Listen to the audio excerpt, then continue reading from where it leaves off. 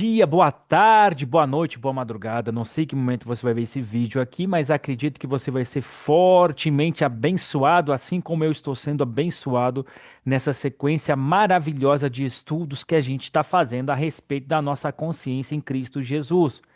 A nossa consciência, trazendo um pouquinho uma introdução, fala da nossa identidade, daquilo que a gente tem como certeza de revelação dentro do nosso coração, aonde nós de fato somos transformados quando os nossos olhos são iluminados pela verdade. Quando eu digo os nossos olhos, vou usar esses olhos aqui de maneira figurativa, mas está falando dos olhos do nosso coração.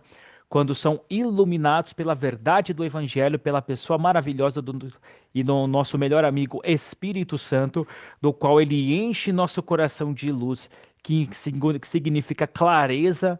E aí então nós começamos a olhar para essa escritura e essa escritura começa a impactar a nossa própria vida de maneira individual e de maneira individual a gente começa a ser transformado de dentro para fora. Da maneira que a gente vê pelo filtro da nossa alma, que a gente enxerga a realidade que Deus já determinou através de Jesus. E então a gente passa a interpretar as coisas pelo crivo da palavra ou pela palavra de Deus de maneira integral.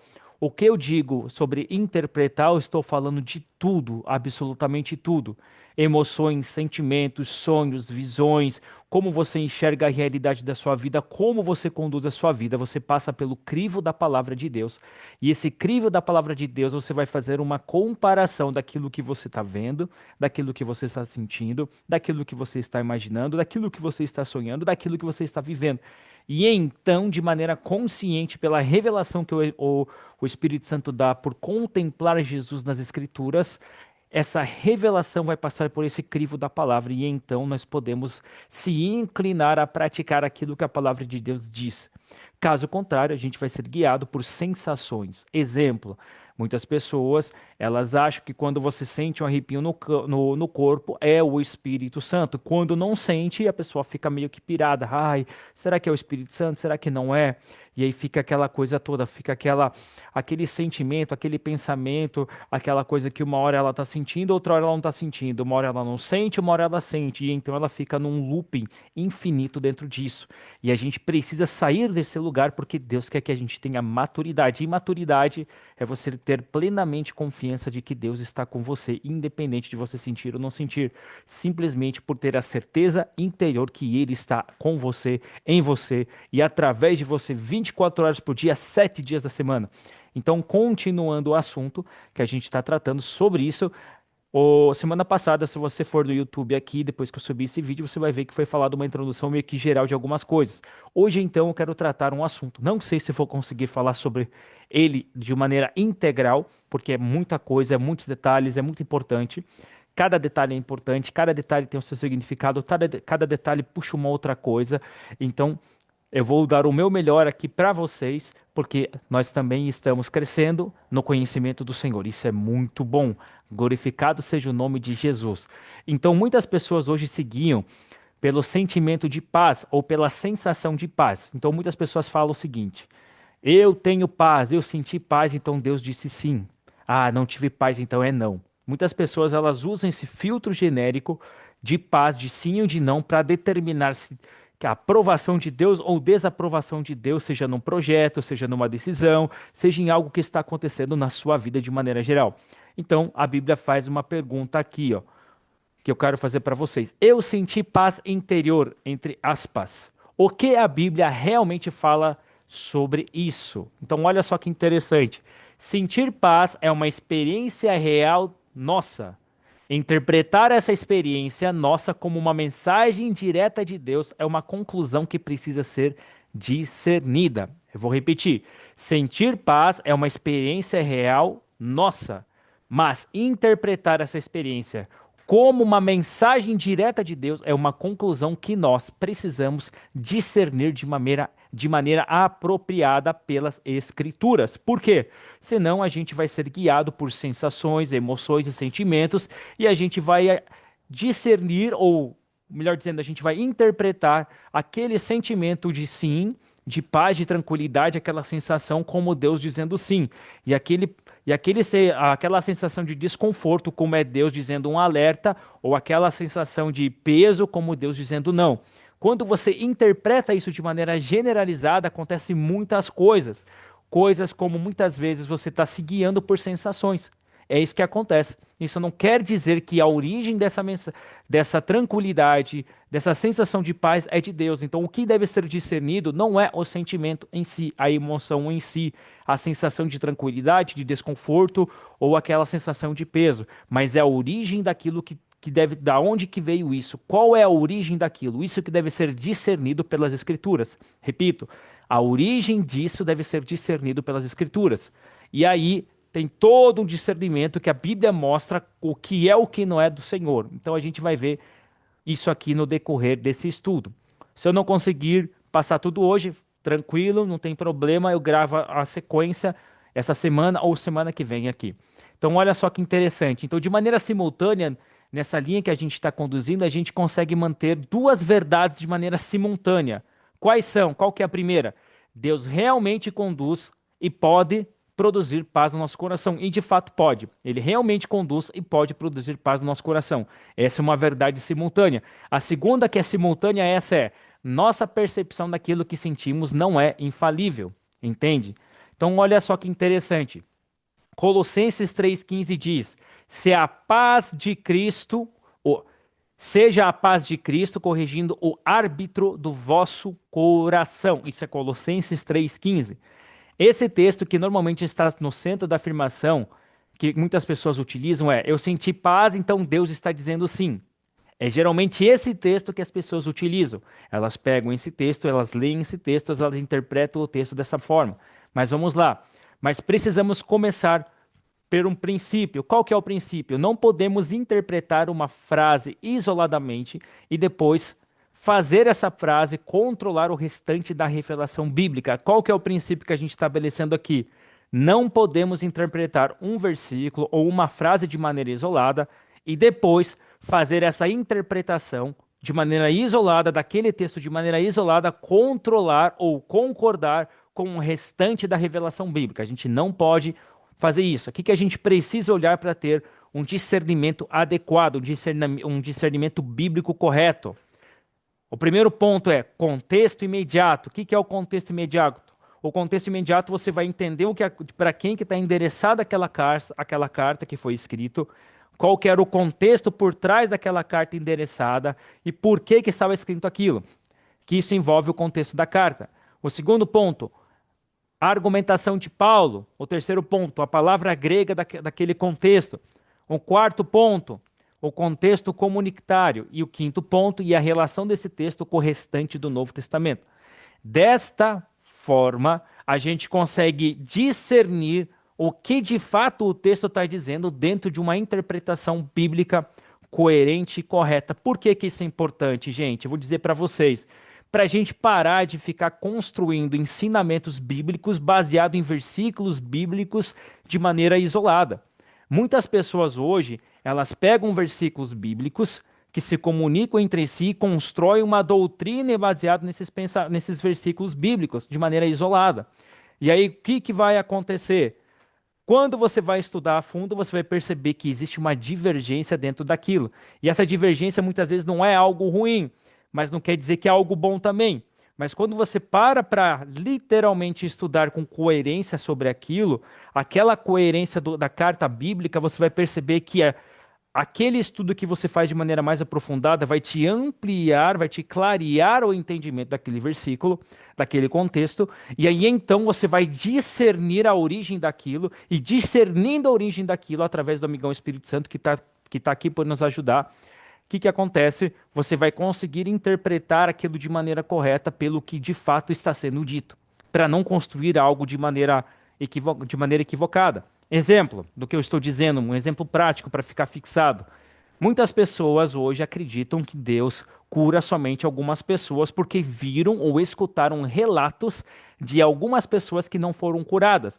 Mas quando a gente vai para o ensinamento bíblico através de Jesus, a gente vê que tanto Jesus quanto os apóstolos, eles curaram a todos de maneira integral. Eles não selecionaram, você vai ser curado, você não. Você sim, você não. Nem Jesus fez isso.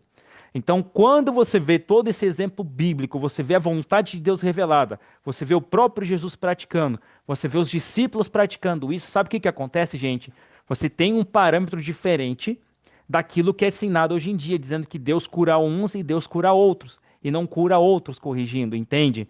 Porque tem pessoas que acreditam fielmente nisso. E aí então eles pegam versículos ali de textos isolados, ali de situações específicas de maneira isolada, para justificar uma doutrina, para dizer que aquela doutrina é mais eficiente do que a revelação bíblica de maneira geral. Por que que eu estou dizendo, usando cura como exemplo? Porque cura também é uma área muito banalizada.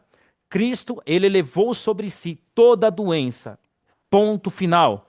Ele levou sobre si toda a doença e toda a enfermidade no seu corpo. Ele pagou o preço para que você e eu, e seja qualquer pessoa, já fosse curado, já andasse em saúde divina. Independente do que aconteça, isso é uma verdade eterna, é uma realidade que já está estabelecido e ponto final. Não tem esse negócio de Deus cura uns e Deus não cura outros, como muitos ensinam. Deus curou a todos. Deus pagou o preço por todos, por toda a doença, por toda a enfermidade, seja as que já existiram, as que ainda existem, as que ainda vão surgir. Ele já pagou o preço integral dessa doença e enfermidade. O que falta? O Filho de Deus, a Filha de Deus, em Cristo Jesus, andar nessa autoridade, andar nesse domínio e ministrar como um filho de Deus, entendendo que Deus é aquele que auxilia e não aquele que, digamos assim, dificulta. Nem diabo é um problema, porque diabo já está derrotado. Então você está lidando com um inimigo derrotado, uma doença derrotada, uma enfermidade derrotada pela cruz do Senhor Jesus, pelo próprio Senhor. E então você coloca aquilo, determina, seja curado, não pela minha fé, não pela minha santidade, não pelo meu jejum, seja curado pelo que Cristo fez por você, em nome de Jesus. Corpo, responda, seja curado, receba a vida da cabeça aos pés em nome de Jesus. É dessa forma, entende? Você se posiciona na verdade. Eu estou usando esse exemplo para vocês entenderem o que eu estou dizendo relacionado ao assunto. Então vamos lá. Dentro desse contexto de Colossenses aqui, olha que interessante. No contexto de Colossenses 3, aqui a gente vai ver algo.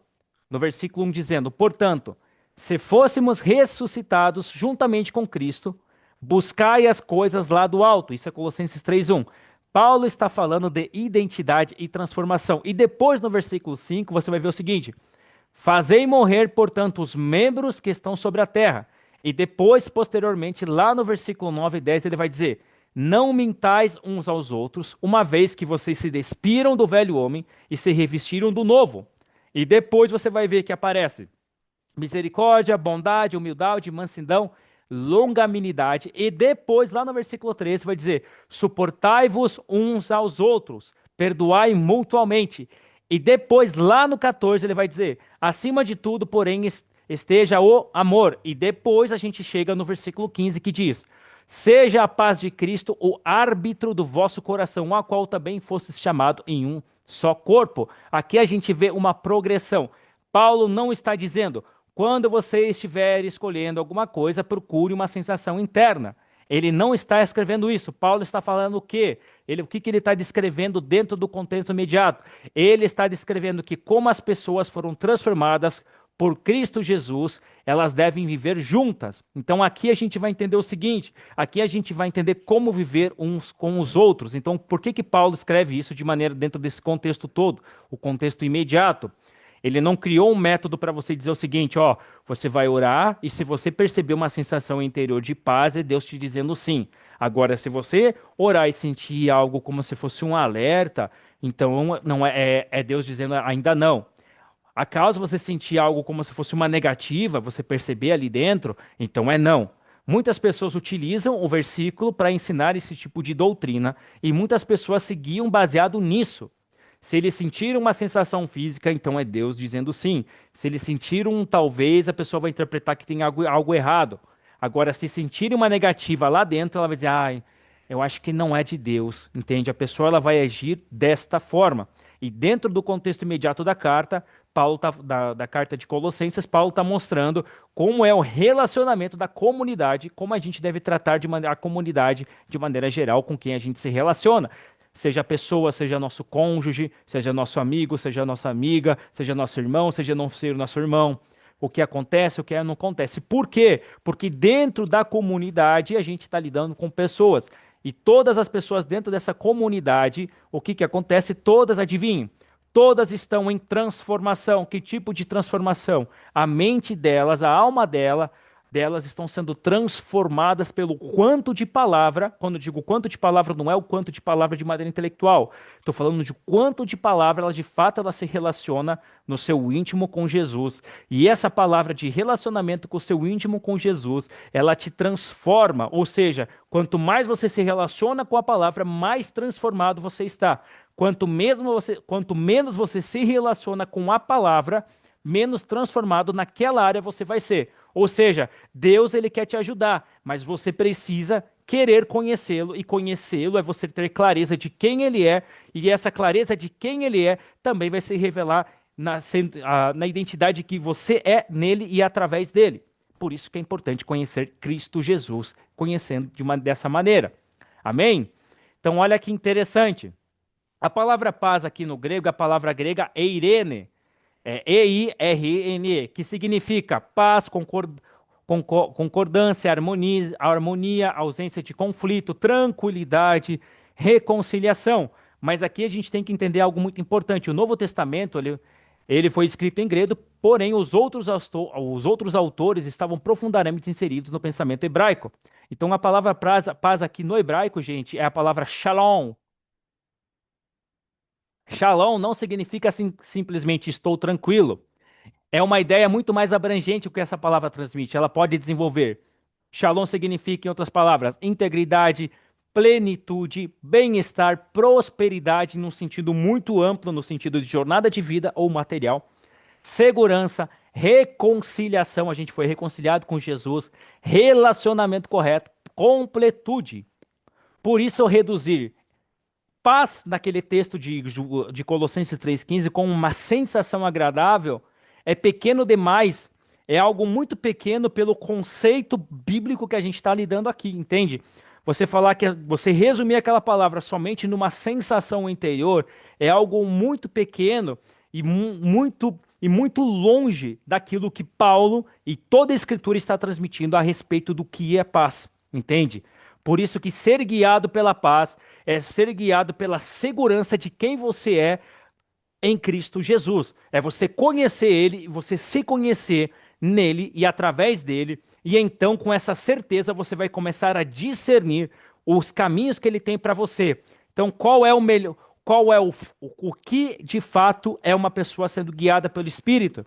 É uma pessoa que constantemente está verificando nas Escrituras, verificando os ensinamentos de Jesus, contemplando os ensinamentos de Jesus e dos apóstolos, verificando os seus sentimentos, as suas emoções, o seu contexto de vida e assim por diante. Por quê?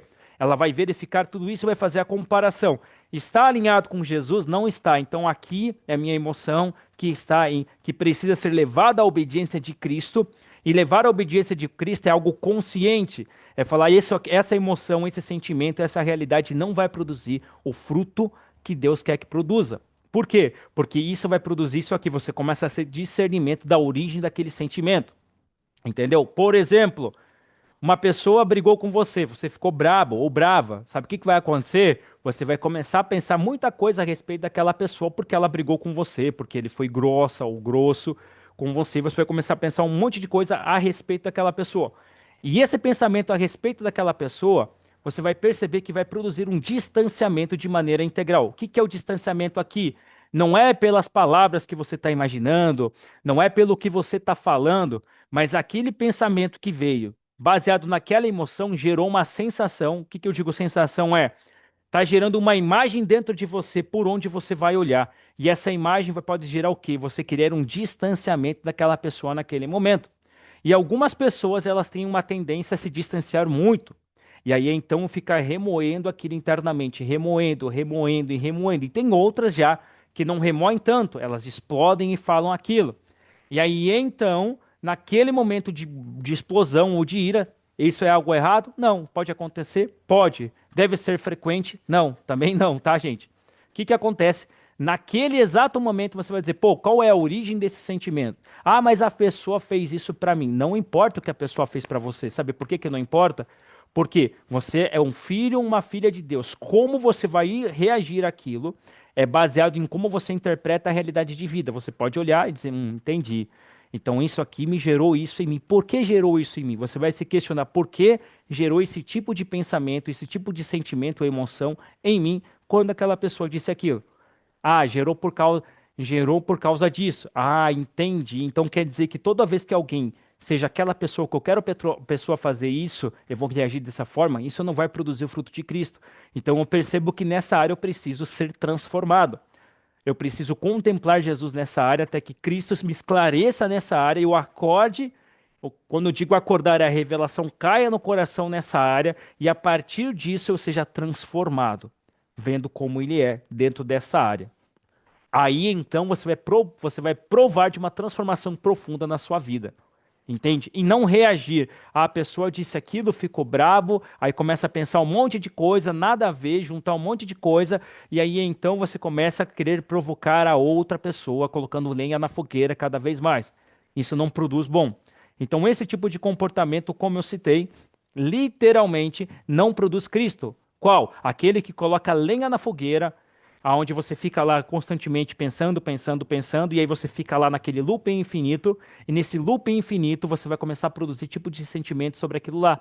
E esse tipo de sentimento que vai ser produzido, sabe o que que vai acontecer? Você vai olhar para aquela pessoa com aversão, e aquela pessoa ali que você está olhando com aversão, você vai ver que você literalmente está criando uma barreira entre você e aquela pessoa, baseado naquilo que você está constantemente produzindo, de pensando, ah, porque aconteceu isso, ah, porque fez aquilo ali, ah, porque lá atrás foi isso, ah, porque hoje, essa semana foi isso, ah, porque isso aqui aconteceu isso, e aí constantemente você está produzindo isso tudo na sua mente, você está produzindo isso tudo, e então você vai começar a gerar uma aversão por aquela pessoa. Aí eu pergunto para vocês aqui, isso é ser guiado pelo Espírito, você agir dessa forma? A resposta é não, não é ser guiado pelo Espírito. O que é ser guiado pelo Espírito? Produziu aquilo, ok, por que que eu reagi assim? Será que é somente com essa pessoa? Ah, não é então, não é somente com essa pessoa. Então, nessa área, eu preciso buscar Cristo de maneira intencional, aonde a revelação do domínio próprio, do governo das minhas emoções, dentro dessa área, possa Cristo ser Senhor de fato, e ele se tornando Senhor dentro dessa área, quer dizer que é a transformação. Ou seja, você muda a sua imagem de como você vê a partir disso. Amém? Então, olha só que interessante. Por que que eu digo isso? Porque paz bíblica não é simplesmente ausência de desconforto, entende? Porque se paz significasse não sentir desconforto, rapaz, o que ia acontecer com Jesus? Por que que eu falo isso? Vocês já vão entender. Quando a gente para analisar Jesus no Getsemane, lá no Jardim do Getsemane, olha o que que Jesus fala em Mateus 26:38. A minha alma está profundamente triste até a morte. Olha o que Marcos 14:33 fala. Começou-se a sentir-se tomado de pavor e de angústia. Olha o que Lucas escreve. Lucas 22:44. Lá no Getsemane isso. E estando em agonia, orava mais intensamente. Olha que interessante. Então quer dizer que seu ser, então quer dizer que a pessoa fazendo uma interpretação genérica de quando ela está se sentindo desconfortável com algo, ah, eu orei isso, mas estou me sentindo meio desconfortável, é Deus dizendo um alerta? Não. A resposta é não, não é isso não. Por quê? Se fosse isso, a gente poderia interpretar essa situação de Jesus no Getsemane dessa mesma forma, e a gente não pode fazer isso. Por quê? Porque aqui mostra que Jesus sentiu o que na alma dele? Ele sentiu uma profunda tristeza até a morte, ele sentiu-se tomado de pavor e de angústia, e também estava em agonia. Isso é, a descrição de Mateus, de Marcos e de Lucas. Mateus 26:38, Marcos 14:33 e Lucas 22:44. Entende? Mesmo sentindo tudo isso na sua alma, Jesus estava exatamente no centro da obediência do Pai. Então, olha que interessante. Por quê? Porque mesmo assim ele caminhou até a cruz. Mesmo assim, ele cumpriu o objetivo da missão, que era resgatar aquilo que era seu, como João escreve. Então, portanto, angústia emocional não é prova de que estamos fora da vontade de Deus. Repito, angústia emocional não é a prova de que estamos fora do centro da vontade de Deus. Olha que interessante. Olha que interessante. Quando a gente vê isso, gente, olha que lindo isso. Olha que top das galáxias, sensacional. Obrigado, Jesus. Sensacional. Olha só, isso desmonta, isso que a gente acabou de ver, desmonta aquela fórmula. Que fórmula? Se perdi a paz, Deus disse não. Literalmente, porque Jesus estava sofrendo uma angústia tão profunda e mesmo assim continuou obedecendo. Então isso quebra essa doutrina que ensinaram a respeito de se eu não senti paz, então não tive paz, então não é de Deus, porque muita gente interpreta isso. Isso desmonta e quebra essa ideia quando a gente olha a vida do próprio Jesus. Literalmente, mesmo sentindo tudo aquilo, ele continuou no centro da vontade do Pai, caminhando, depois daquele período, até a cruz. E sofreu a morte de cruz e foi ressuscitado ao terceiro dia. Subiu ao céu, depois desceu de novo, apresentou seus discípulos, ficou mais 40 dias, subiu de novo e depois mandou o nosso amigo o Espírito Santo e então tacou fogo na igreja no bom sentido da palavra. E tacar fogo na igreja colocou o Espírito Santo dentro de nós, e a partir daí a gente foi empoderado através da obra dele em Deus, reconciliado com Deus para tocar o terror no diabo, tocar o terror nessa terra, para que a gente possa testemunhas vivas daquilo que ele fez. E a gente conhecendo essas coisas, a gente se maravilha, fica, uau, isso é maravilhoso. Sendo maravilhoso dessa forma, a gente vai lá e toca o terror como tem que ser, aprendendo a andar nessa nova vida que a gente tem nele. E aprender a andar nessa nova vida está relacionado também a mudar a mentalidade, porque se a gente não muda a nossa mentalidade, sabe o que acontece? Literalmente, gente, a gente vai ficar preso em coisas do passado aqui, ao invés de mudar a perspectiva da realidade daqui de dentro, do filtro da nossa alma, do filtro do nosso coração e aprender a olhar como Deus olha. Como que você faz isso? Relacionamento com Jesus. Como é que você tem relacionamento com Jesus? Pegue sua Bíblia, se relacione com ela, fale com Jesus. Lembra, não é um monólogo onde só um fala. Bate um papo, amigão. Eu quero entender essa passagem, me ajuda a entender essa passagem. Remove o véu do meu coração sobre essa passagem aqui, que eu quero conhecer. Abre os olhos do meu entendimento, que isso é remover o véu do coração dentro daquela área. E eu te garanto, você faz isso, porque, e fazendo isso, você vai ver que ele vai fazer. Eu te garanto isso, porque toda pessoa que eu conheci e conheço, que se propõe fazer isso, automaticamente o amigão Espírito Santo revela para ela e você vê uma transformação absurda na própria vida dela. Literalmente uma transformação absurda. Que você olha, pô, mas como assim a pessoa era daquele jeito? Não é mais exatamente isso. Cristo chegou e trouxe clareza para aquela pessoa. Glorificado seja o nome de Jesus. Obrigado, Jesus, por todas essas coisas. Amém, amém. Entende? Quando Jesus ficou angustiado, significava que ele não tinha paz? A resposta é claro que não. Tu entende? Porque ele sabia, ele estava passando por aquilo na alma dele. E mesmo assim, isso não determinou se ele estava em paz com Deus ou não. Porque ele sabia que estava na obediência do Pai, mesmo tendo aquele sentimento de angústia para ir até a cruz. Entende? Então, dentro disso daqui, o que a gente fala sobre angústia emocional diante daquilo que estava prestes, que a angústia emocional, aquela sensação de desconforto é algo que Deus dizendo não, a gente desmonta essa doutrina ensinada. Porque literalmente isso não quer dizer nada. Você pode sentir isso e estar debaixo da vontade de Deus. Porque você tem segurança de quem você é, que é o que Jesus tinha. Jesus tinha segurança de quem era, segurança de quem era o Pai, segurança para onde estava indo. E quando você tem essa segurança, não importa o que aconteça na sua alma, seja alegria, seja angústia, seja tristeza ou dor, não importa. Você está caminhando com clareza por saber para onde você está indo, por ter certeza de quem tu é, de quem é seu pai, qual é a sua missão. Então, uma pessoa ela pode sentir tudo isso como Jesus sentiu, mas você precisa ter clareza de quem tu é, a sua identidade nele, o que você foi chamado para fazer e para onde você está andando.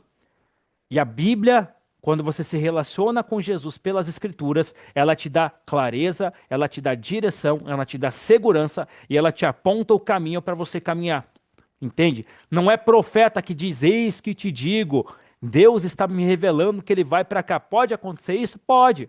Realmente pode. Deus usa pessoas assim. Mas isso não quer dizer que é a maneira primordial de ele te guiar. E faça um adendo.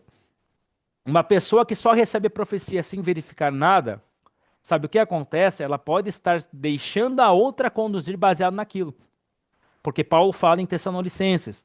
Você tem que discernir, você tem que examinar todas as coisas, discernir para saber se a origem daquilo é divina ou é um toque que a pessoa está te dando e está colocando Deus no meio. Entende? A gente tem que aprender a ser maduro nisso também. Amém? Rapaz, eu amo falar sobre esse assunto. Assim como amo falar sobre tudo a respeito de Jesus. Eu amo demais. Topzera das galáxias. Top, top, top, top, top. Olha que interessante. A palavra árbitro no grego aqui é a palavra brabeuto. Eu não sei se assim se pronuncia, tá? Então, se os leitores de grego aí que verem minha pronúncia, não me condenem, tá? Eu não falo grego. Ai, ai, ai. Vamos lá. A expressão seja a paz de Cristo, o árbitro, vem do verbo brabeu. O que que significa isso? A ideia está relacionada a arbitrar, atuar como árbitro, decidir, determinar, exercer função de árbitro. É uma imagem muito interessante essa palavra, porque Paulo está usando uma linguagem que remete ao mundo dos jogos e competições, onde alguém exercia a função de decisão. Mas a pergunta decisiva é: o que está exatamente sendo arbitrado? Entende? O que está exatamente sendo arbitrado nesse texto? O próprio texto responde: 7. Em um só corpo.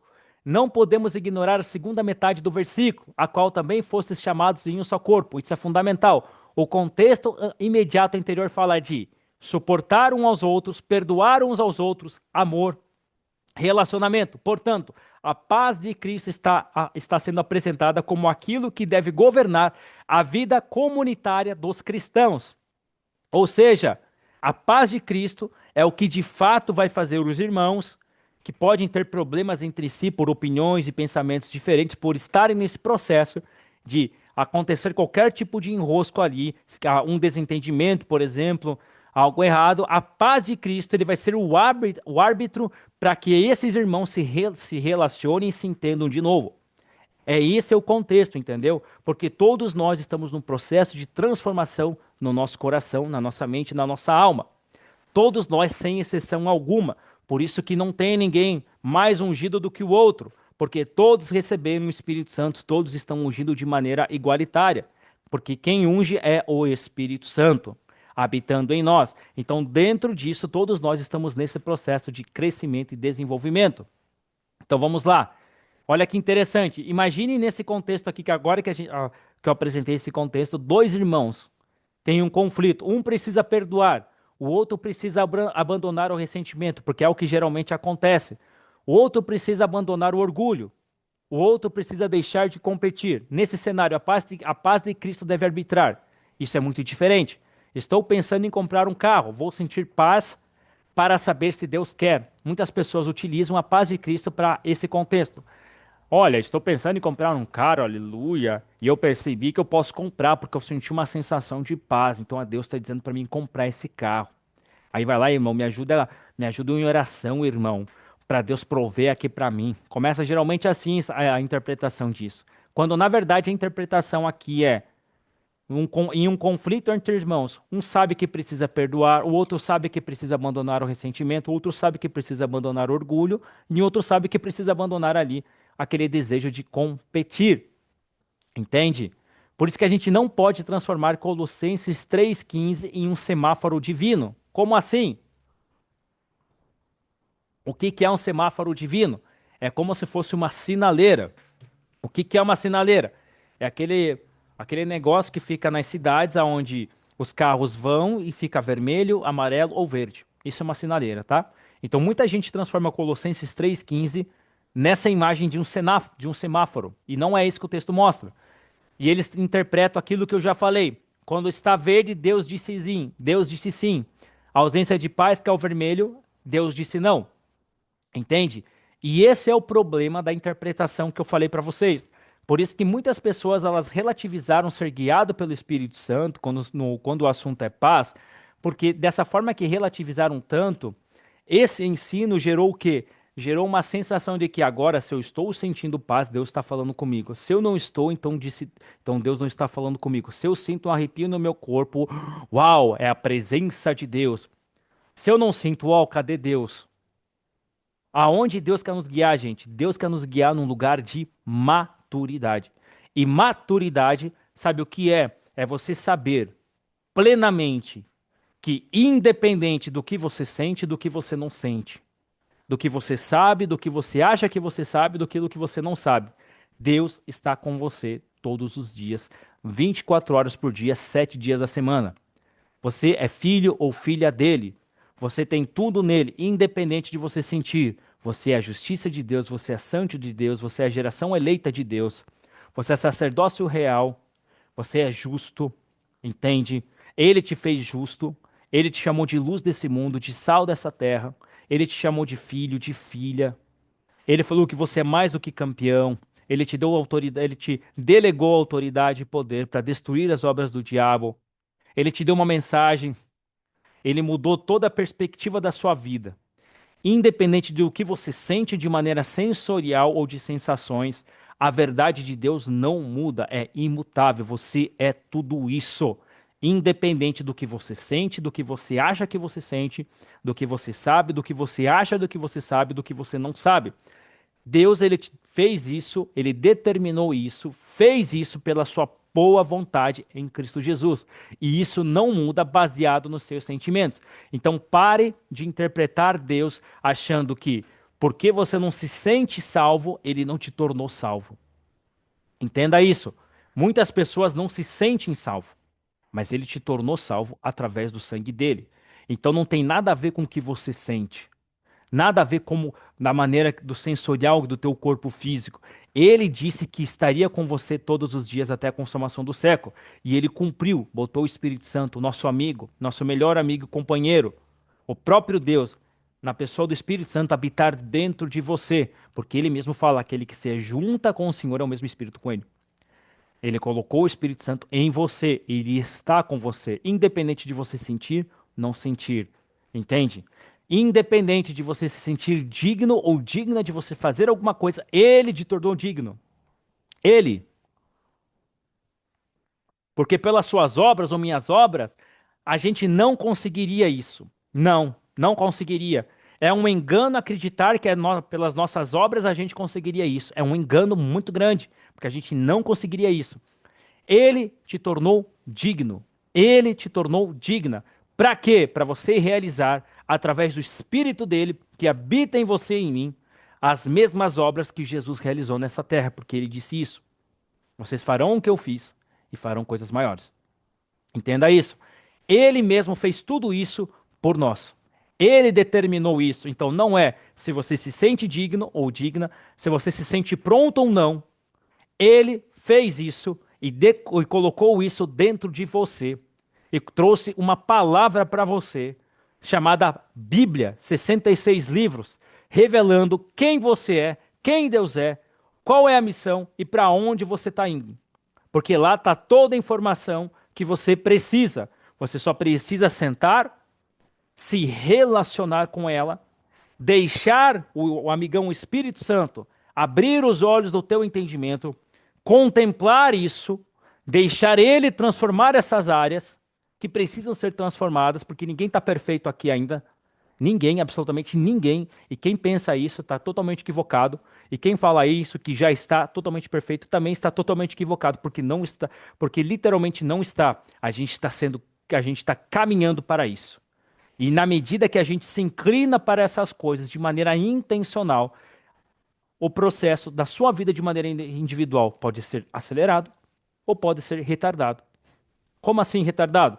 Você mesmo pode impedir esse crescimento na sua vida, mas você não pode impedir o crescimento da vida do outro. Porque se aquele cristão entendeu que aquilo lá se trata de quem ele é e da vida dele, rapaz, esse cristão, ele diariamente, constantemente, ele vai se inclinar para essas coisas.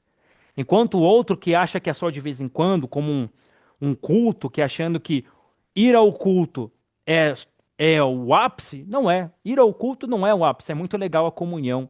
Isso é excelente. Mas ir a um culto não é o ápice da vida cristã. O ápice da vida cristã é você viver como filho de Deus, tendo todo esse poder, tendo toda essa autoridade que Jesus deu pra gente poder tocar o terror nessa terra, pra gente poder testemunhar sobre ele, e principalmente, eu coloco isso como principal, porque isso tudo que eu citei aqui agora, do que a gente poderia, do que a gente pode fazer através do que ele deixou pra gente é secundário.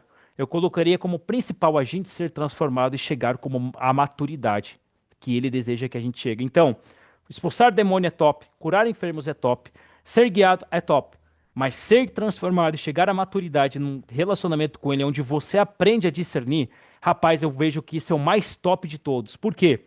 Tudo esse discernimento que tu vai ter e nessa maturidade que você vai chegar, isso tudo vai se amplificar. Quando eu digo amplificar, você vai saber exatamente o que, da origem de todas as coisas, se é de Deus e se não é. Você vai aprender a discernir porque você exercitou as suas faculdades mentais, como fala o escritor de Hebreus. Amém? Eu consegui falar somente de alguns pontos. Falei 8 pontos aqui de maneira sem citar que eram 8 pontos, mas foram 8 pontos. Aqui tem mais 20 e poucos pontos aqui. Realmente não consegui tratar todos porque é um assunto muito vasto e eu quero ir com calma nesse assunto para trazer esses exemplos, enfatizar muitas coisas para a gente aqui, para nós, para que a gente possa crescer em maturidade. Amém? Então, Deus vos abençoe, gente. Até mais e até a próxima, seja essa semana ou na semana que vem. Valeu, valeu!